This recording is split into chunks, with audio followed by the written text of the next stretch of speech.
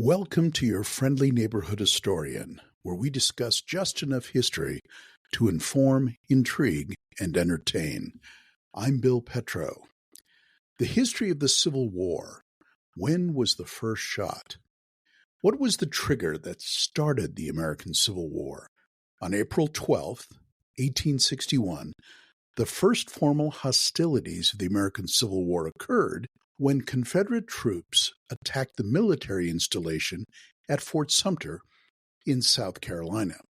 The fort, located in Charleston Harbor, was a coastal fortification built after the War of 1812 as part of the U.S. coastal fortification system. Over 30 years in the building, it still was not finished when the first attack rang out in 1861. South Carolina had already declared its secession from the Union over 4 months earlier. Repeated requests by the state for the federal soldiers to evacuate had been ignored. One last request on April 11th was declined, and nearby Fort Johnson opened fire on Fort Sumter. For 32 continuous hours, Confederate batteries fired upon Fort Sumter, starting, it is reported, at 4:30 in the morning. The next day, on April 13th, Fort Sumter surrendered. No soldier in the fort died during the battle, though one Confederate soldier later died of a wound from a misfired cannon. The escalation of hostilities accelerated, with President Lincoln calling for a volunteer army as 4 additional Southern states declared their secession from the Union. This war developed many firsts that would play out in other wars to follow. First, trench warfare, developed by General Sherman in Georgia, would later be seen on battlefields of World War I.